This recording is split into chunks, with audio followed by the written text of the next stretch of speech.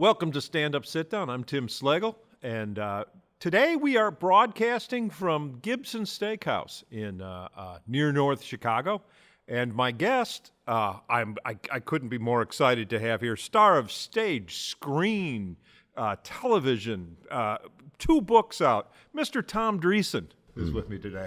Listen to that applause. Well, it's all the in-home audience, but I'm sure they are applauding. Thanks for coming on to Stand Up Sit Down. I can't tell you how much in awe I am of you, your act, your talent, your longevity in the business. Thank you. I appreciate it. Oftentimes at comedy clubs, they'll introduce me and they'll say, and I'd like to introduce you to a legend. And I always say, you know how you become a legend? All your critics are dead. That's how you become a legend. This is Gibson Steakhouse now, but it was the site of Mr. Kelly's. Yeah, for those who do not know, Mr. Kelly's was the place in Chicago. If you appeared at Mr. Kelly's, you had finally arrived in show business. You made the big time. And when I started out in show business, Tim Reid and I, as you know, were America's first black and white comedy team. History shows we were the last. But there were no comedy clubs in those days. So we worked all black clubs in the North and the South around the country. But in Chicago here, we worked like the Burning Spear, the High Chaparral, the Dating Club Lounge, clubs like that. And to hopefully one day get to the big time Mr. Kelly's. You know, so I would come down here sometimes and see that marquee of the comedians that were appearing here. You know, Richard Pryor and George Carlin and Bob Newhart. You'd say, wow, I hope one day my name is on that marquee, you know, because you long to get to this club, Mr. Kelly's. It was the epitome of success here in Chicago. Huh. Nationwide as well, I'm guessing. Oh, nationwide, yeah. If you came to Chicago and you were big time, you worked Mr. Kelly's, you know. But there were other places, you know, the College Inn, and then later came the Mill Run Theater and things like that. But in its heyday, this was the club to be. You mentioned a bunch of other places. Were those also clubs, or were they just? They were showrooms, you know, showrooms in hotels like the Drake Hotel and you know, places like that, the Sherman House, you know, and they would have dinner and a show, you know. But it still was Mr. Kelly's. When you opened here, in the audience on opening night was the Chicago Sun-Times, the Chicago Daily News, the Herald American, the Chicago Tribune, Variety, the Daily Defender, all newspaper outlets. And those reviews were crucial. If you got a good review, it was blown up and put out in front of Mr. Kelly's. You know, so people walking by would see, oh my God, you know. And conversely, if you got a bad review, you might not finish the week. Yeah, exactly. Yeah, you would know the next morning too, right? Yeah, the reviews would be out. Yeah. Would you stay up after? Oh yeah, you couldn't sleep. You know, you couldn't sleep waiting for that review. You know, Tim Reid and I got real good reviews when we first performed here, and then when the comedy team split up, I came and I was opening for Fats Domino here. And I was real concerned that I hoped that the critics would say that they wouldn't say that Tom without Tim is not an act. This is their first time seeing me as a solo, you know. But I was fortunate again that night. I got great reviews and you know, I've been coming back ever since. And then finally Mr. Kelly's closed down, you know. It's a mutual friend of ours, Ken Severa, was also on the show. Said that he noticed there was a distinct change in the club audience right around the middle of the 70s. He said that before that, people would put on a suit and a tie if they were going to go out, and then all of a sudden, people just started showing up in T-shirts and jeans. Yeah. Did you?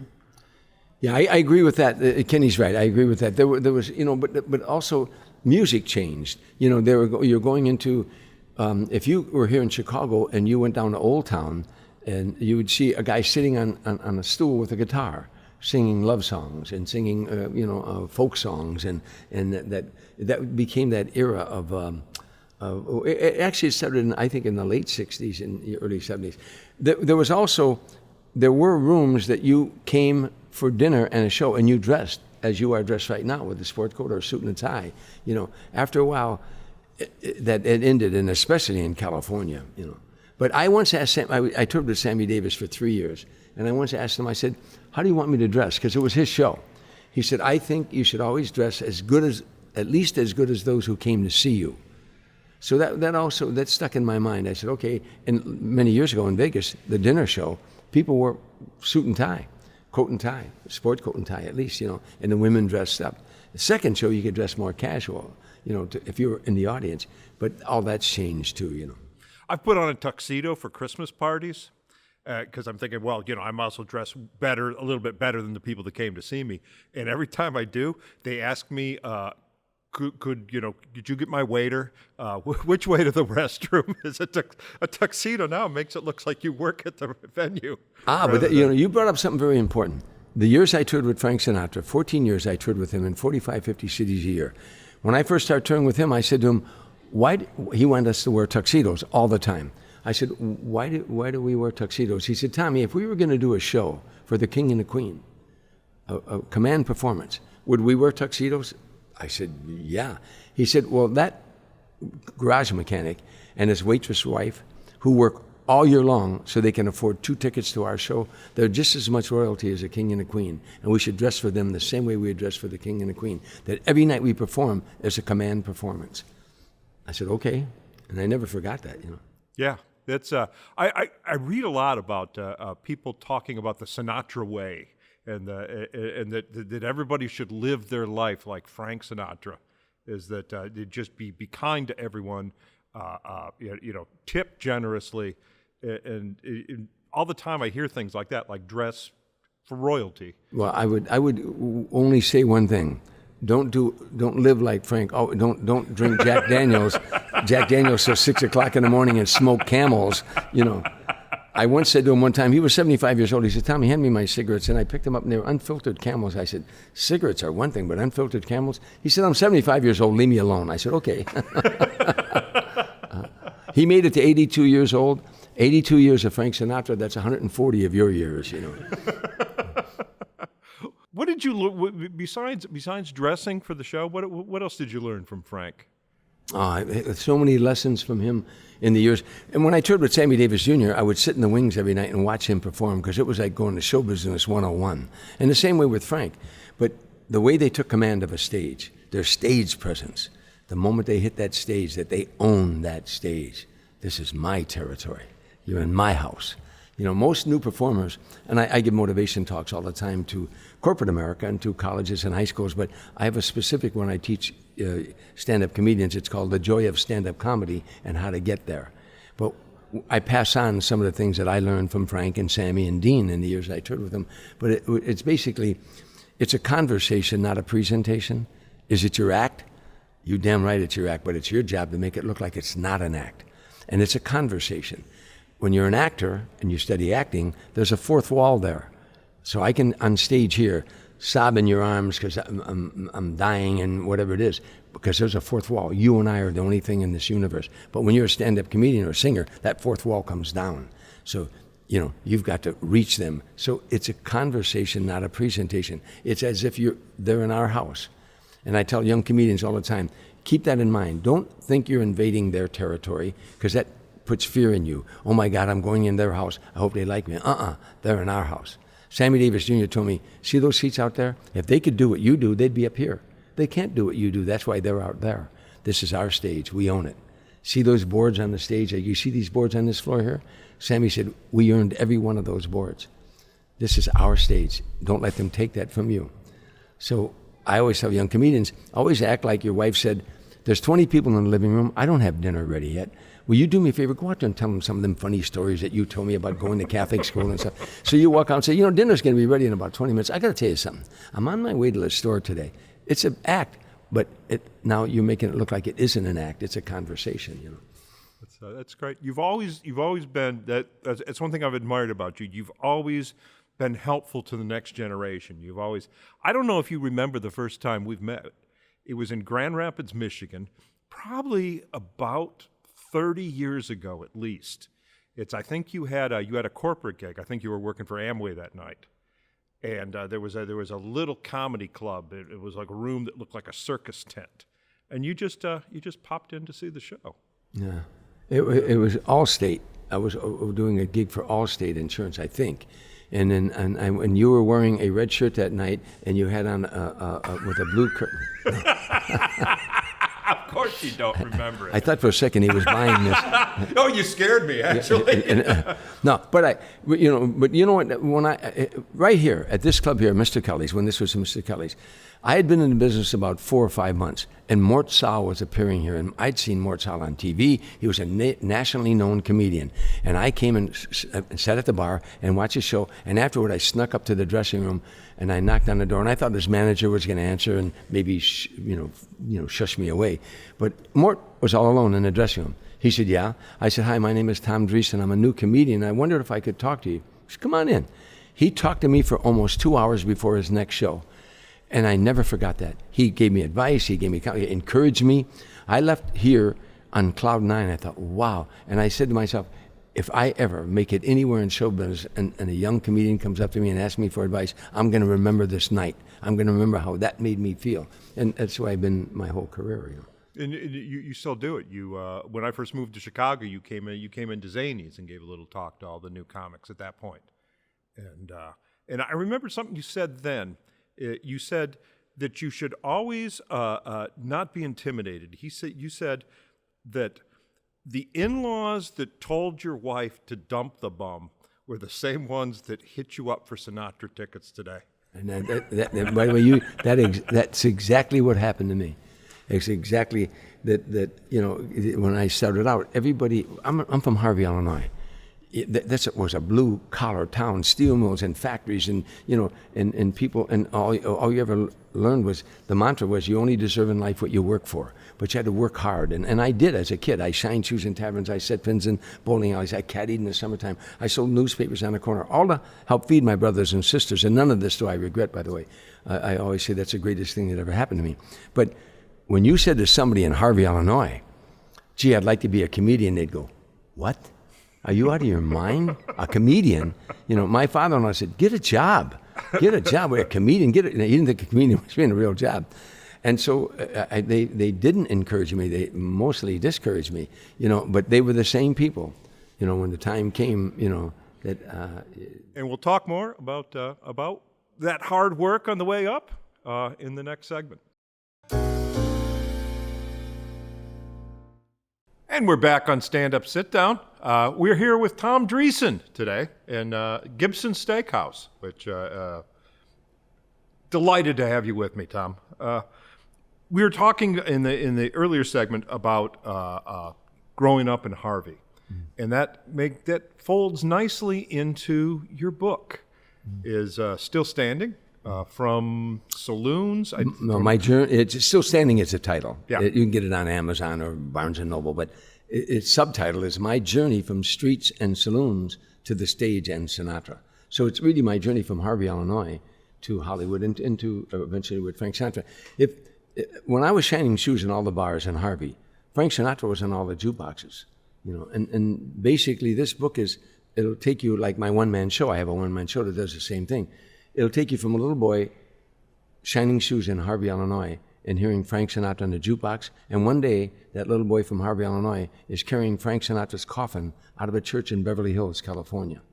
So I take you on that journey in the book of what all happened from that little boy shining shoes to carrying Frank's coffin out of a church in Beverly Hills. I was a pallbearer, and I spoke at his funeral as well. But it's Still Standing is a double entendre, because I've been a stand-up comedian now for 51 years, But I've been knocked down in my life a lot, physically knocked down, as you read in the book. But I kept getting back up again, and that's what the book is about. It's triumphant, and there isn't a comedian, and it isn't only for comedians. It's for anybody in life that, everybody's going to hurt you somewhere along the line. None of us get out of this, without pain and hurt and rejection.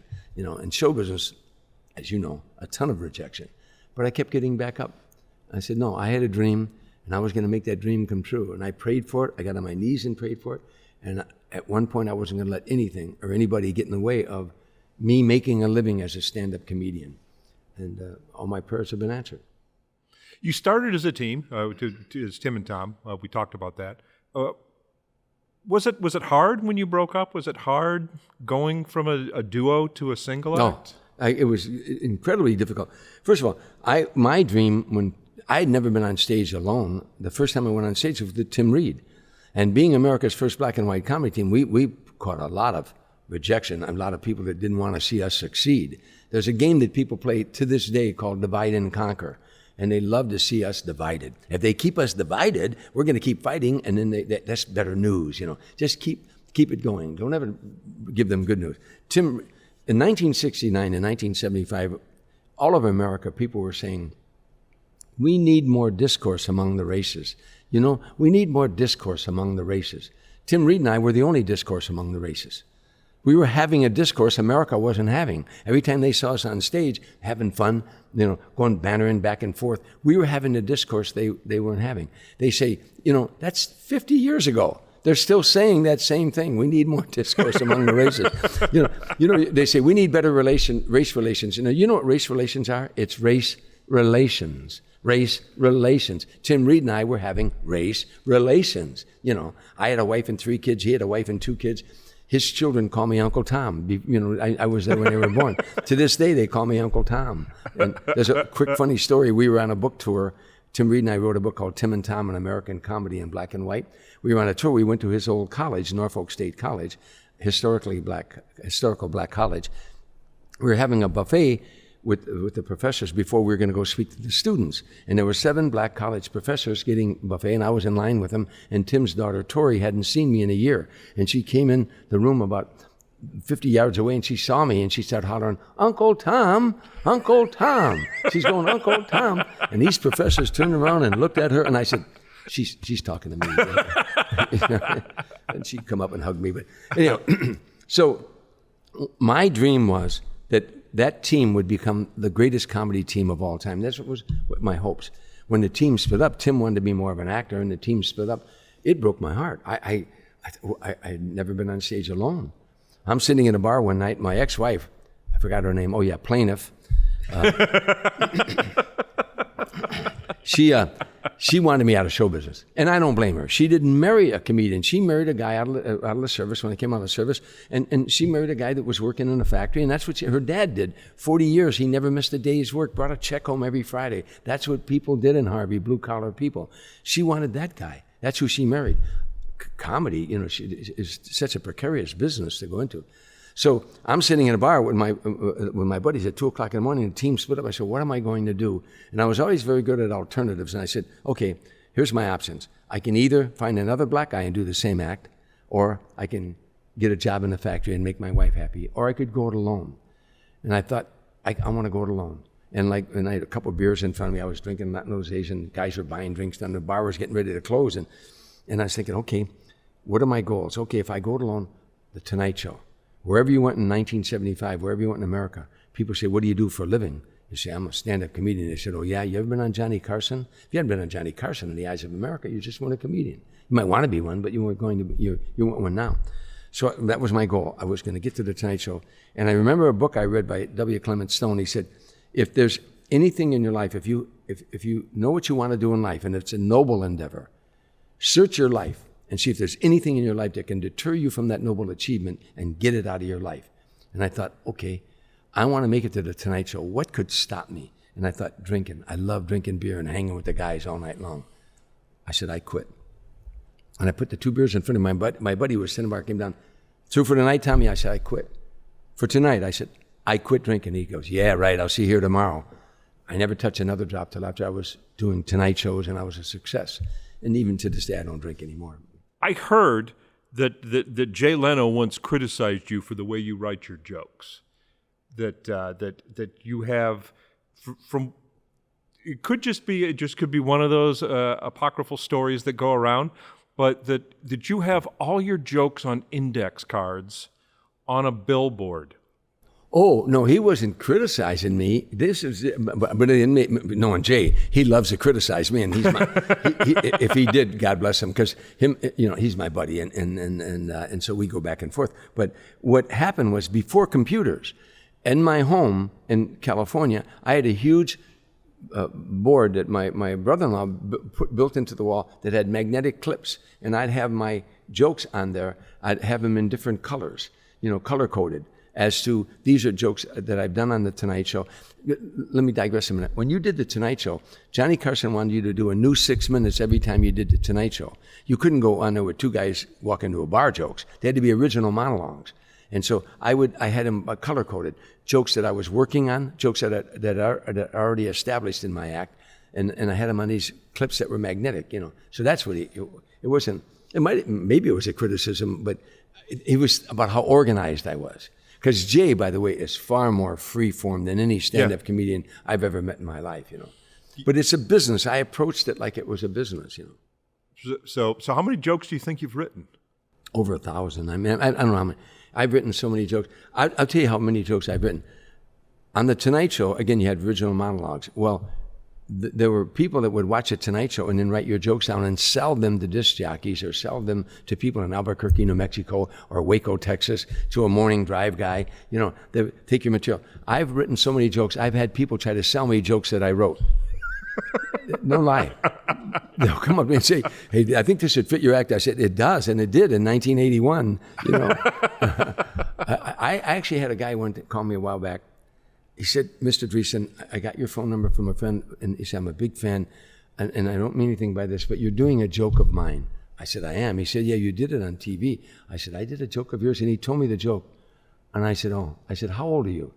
And I forgot he was in his 20s. I said, "When did you start comedy?" He said, "I started comedy in 2004. I said, "Well, I wrote that joke in 1983, and I sent him the clip that I did on it. You weren't even born when I wrote that joke." Again, but that's how today with the internet, all your material just floats around, and you can't protect material anyhow, Right. But I've written a lot of jokes. Got a favorite? The one that scored last night is my favorite, or whatever one. Whenever somebody says that, what is the best joke you ever wrote? Sometimes you wrote something on the spur of the moment that just killed. Opening for Sinatra in front of 20,000 people, or in Hawaii, 40,000 people. Sometimes you do an ad lib or something with that moment, that audience, that rush, and there's no describing that. Yeah. Stand-up comedy is the highest of highs and the lowest of lows. A joke that I wrote one time real quick that always gets a laugh in my nightclub act. In fact, if I do this, if it's a tough crowd and I do this and it doesn't get a big laugh, I know it isn't me. Excuse me, I know it isn't me, it's them. But I actually wrote this joke that I went back to a school reunion, and one of my teachers came up to me and he said, "You don't remember me," but I said, "Yes, I do. Your name is Richard Bruno and you teach algebra." He said, "That's amazing." I said, "Listen to this. X to the 5th power times x to the 5th power is x to the 10th power, because in algebra, you don't multiply exponents, you add them." He said, that's incredible. I said, "You know what else is incredible?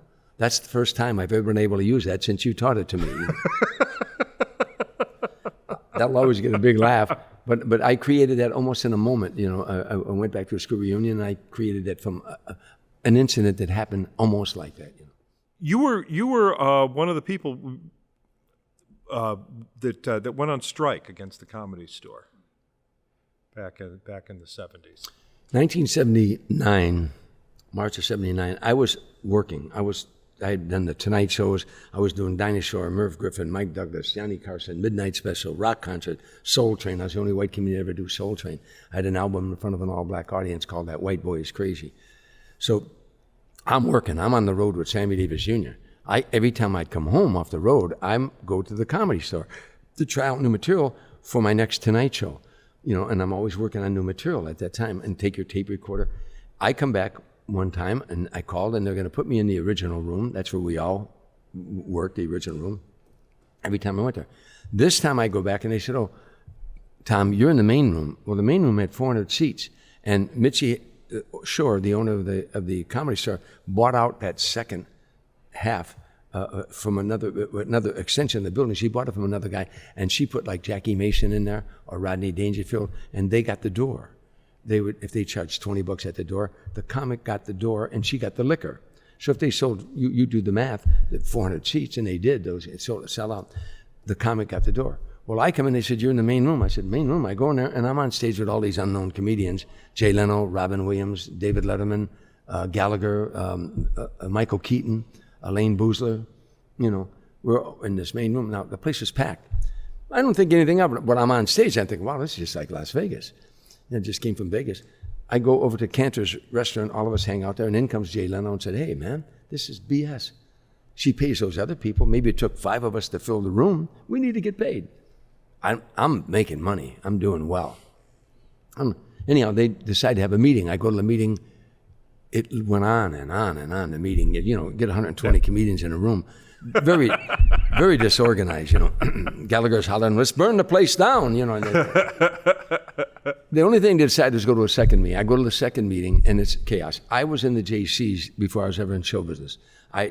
Junior Chamber of Commerce. I learned Robert's Rules of Order, how to conduct a meeting, and all that stuff. So I got up on stage and I said, let me organize this, and I got them organized. And then once you got them organized, they were a force to be reckoned with. Anyhow, so long story short, I got them organized, and now they want to get paid. I go over to Mitzy and I tell her, and I was friends with Mitzy and I liked her. The comics want to get paid. There was no way she was going to pay these comedians. None was. She said this is a school, and she wasn't paying the comedians. I said, Mitzy, you pay the waiters, the waitresses, the bartenders. You pay the guy who cleans the toilets. Couldn't you pay the comics something? Under no circumstances. Now, more and more meetings, now these comedians are talking about going on strike. So I wake up one morning, in the middle of the night, I jumped up, I said, I got it. Why didn't I think of this? I go to her office in the morning, I'm waiting for her, she comes in, I said, Mitzy, I got it. You're charging $5 at the door. Charge $6. Let the comedians have that $1. If you have 200 people, they get to split $200 for the night. 400 people, they get to split $400 for the night. Whoever come, I said, to me it made sense. She said, no, they don't deserve to be paid. They're not. This is not a place that pays comedians. Anyhow, finally the comedians decided to go on strike, and now I'm in a fight. Now, opening night, Steve Bluestein was in charge of publicity. He got every station in the world out there. He got magazines, newspapers. He got ABC, NBC, CBS. They were all out there in front of the Comedy Store. Well, the comedians didn't want. They voted. They said, rather than have 10 comedians speaking to the media, let's do one person so we don't, diffuse our what we're arguing here about, our story. So they said, Tom's a spokesman. Now I became Jimmy Hoffa, and it was a nightmare. It would have been over in one night. 18 comedians and one woman crossed the picket line. 19 comedians crossed the picket line. They weren't big names or anything, but they just crossed the picket line, and that made the strike last almost 8 weeks. Otherwise, if they would have stayed united, it would have been over in 24 hours, But it's something that I still regret to this day that it had to be that way. Because in the end, after it was over with, a kid couldn't get back on who walked the picket line with us. He ended up committing suicide. His name was Steve Levetkin. A good book was written about this called I'm Dying Up Here, which is the double entendre. Comedians, if you bomb, you say, I died last night. And then Steve committed suicide. So it was a double entendre. But it was interesting, though, after that strike was over, comedy clubs all over the country started paying comedians, because of the efforts the kids made in Los Angeles, There were no comedy clubs when I started out in show business in 1969. And then in 1975, there was hardly any comedy club. There was none really to speak of, the Improv and the Comedy Store. And then a year later, there was 550 comedy clubs. There were 3 in Tulsa, Oklahoma. And all those clubs had to now pay a fair price because comedians could stay in L.A. and audition for commercials, audition for sitcoms, and get paid at the Comedy Store. Something. And unfortunately, that's all the time we have here for the broadcast segment. Tom Dreesen, thank you for coming by. If you want to know more about Tom, you can look up his book, Still Standing, out. You can get it on Amazon. Or look for his one-man show, The Man Who Made Sinatra Laugh, probably coming to a town near you. Thanks again for coming by, Tom. I was happy to be here. Thank you, Tim. And we'll be back for those of you who are listening on the podcast or watching online. We are coming up with our bonus segment. Stay tuned for that. It's I might ask you how you made Sinatra laugh. We're back on the bonus segment. Sorry. Welcome to the podcast segment. This is the non-FCC compliant version of Stand Up, Sit Down. I'm here with Tom Dreesen. For those of you who are watching on television, welcome. For those who weren't, tell your friends about the podcast. We'd love to have more people listening. I heard something that was attributed to you. I don't know if it was or not. Is that you said the guys that have made it in the business were the guys that could go from the stage to the hotel room. Was that actually you? No, I don't remember ever saying that. I would like to think that I was a little more clever than that statement.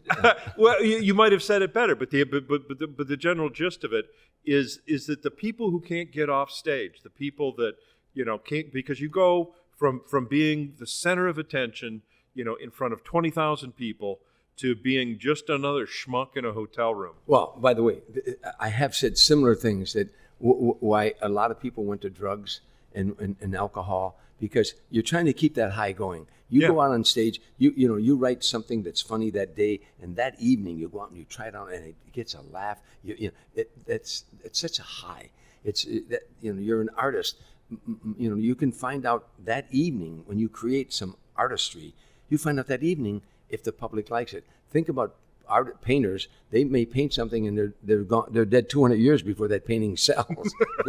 We can find out instantly. So it's the highest of stand-up comedy is the highest of highs and the lowest of lows. The highest of highs when it works and the lowest of lows when it doesn't. Now you just killed a crowd with a lot of new material. You just killed them, and people are applauding and cheering, and afterward, hey, great show, great show. And moments later, you're in your room all alone. That's where a lot of comedians, it's this awakening that was just for that moment, and you're trying, how do I keep the high going? So a lot of them go to cocaine and drugs and booze and alcohol and destroy their career. I've known 5 stand-up comedians that were great stand-up comedians that committed suicide. I know another 25 that drugs and alcohol destroyed their lives. Because how do you keep it going? You remember that song, how do you keep the music playing? How do you make it last? That was about a love affair, but comedians, our love affair is with that audience. And how do you keep the music playing? How do you keep the laughter going? You don't. Yeah, that transition is a lot like the moving walkway in an airport. This is 1 minute you're just coasting, and the next thing just an abrupt stop. I wrote a poem one time called "The Comedian and Old Freddie." Gee, I don't know if I could do this for you. You can cut this out if you want to. See if I can even remember. I was touring with Sammy Davis Jr. at Caesar's Palace, and every night we were scoring. And one night after the show, I went to my dressing room, and the people in the room, and I was coming across stage to go with Sammy to go get something, and I stopped and I looked in the center out, and all those seats were gone. All those people were gone. All that love that was there is all gone. And it caused me to write this thing. And it was, he sat inside his dressing room, feeling 10 feet tall. He could still hear their laughter echoing through the hall. Many long years of struggle, nights inside the car, had all been with this moment for tonight. Tonight he was a star. Suddenly, an old man walked in, 80 years old of a day. He said, "Sorry, son, I thought you'd gone. I'll clean up if I may." The young man said, "Go right ahead, sir. I won't be very long." He said, "Hey, I bet in your time, many funny men have come and gone. Am I as good as those before?" He heard himself exclaim, surprised that he had asked that, but compelled to just the same. The old man smiled as if he knew the hardships of the game. He said, "Yes, son, I seen them all, and the way they handled fame. Now, you got more than most I've seen, but if you really care to hear, come back out on stage with me and let me have your ear. You see those empty seats out there that hold so many fans, that picture of your family and friends that's on your makeup stand? Well, when the sweet applause has had its day and you are left alone, the truest fans who knew you then will still be there at home." He said, "Wow, thank you, old man. And what is your name?" "You've given me more than my fortune and fame." He said, "You're welcome, young man. And my name? My name is Old Freddie. I wish you the best, because I know you're ready." Next night, he could hardly wait for a second show to end, so he could catch a cleaning man and talk with him again. And as the owner passed the door, he paused to say goodnight. He asked the comedian, "Why are you sticking around? Is everything all right?" He said, "I'm waiting for Old Freddie. I talked with him last night. He gave me some great advice, the kind I know is right." The owner said, "But son, Old Freddie ain't been here for years. He came here when this place was built. He even died right here." He said, "Wow. Thank you, old man. And what was your name?" "You've given me more than my fortune and fame."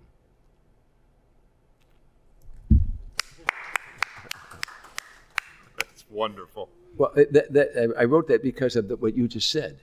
That when the show is over, when the laughter's that gone. Transition. It's the hardest thing. People always said, "Oh, you probably drink a lot after the bad shows." And no, after the bad shows, I just I want to go through my act and listen to the tape and figure out where I goofed up. The good shows. That's the one you can. That's the right one. here at Mr. Kelly's, you do your first show, and all the critics are out there, and you killed, and and then people come back and say, "Oh, I watched the critics, and they were laughing." You're going to get some review. Wow, you're sitting in your dressing room and saying, "I did it, man! I did it! I did it!" You're sitting there, pretty soon you're 5 minutes, Mr. Dreesen. You go, I got to do it again. That crowd's gone. All that laughter's gone. I got to do that same thing all over again. It's a brand new audience. So you have to keep proving yourself.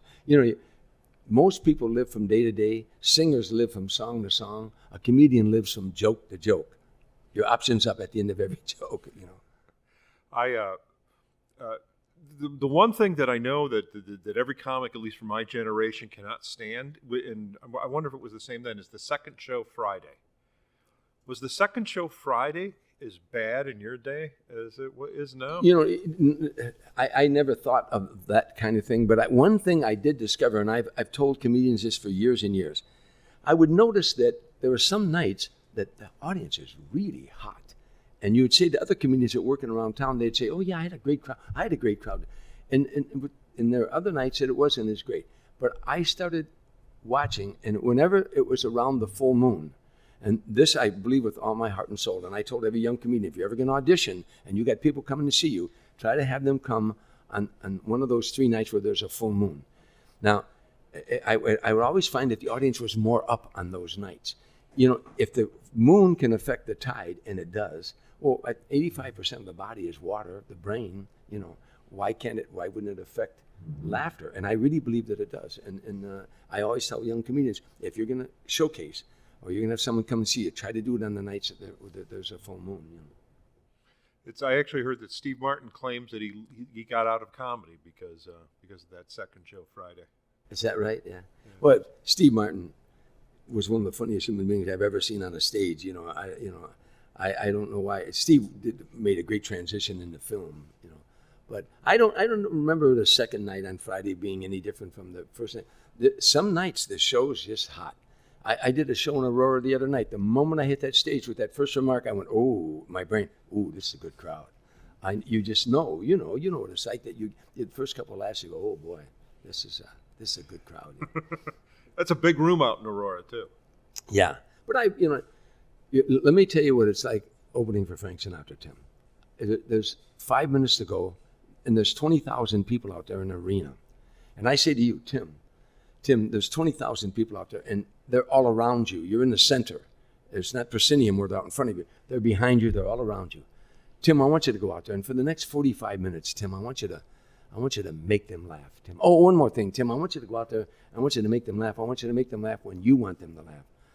One more thing, Tim. I want you to, no props, no tricks, no charts, no special arrangement, no special lighting, no orchestra, nothing.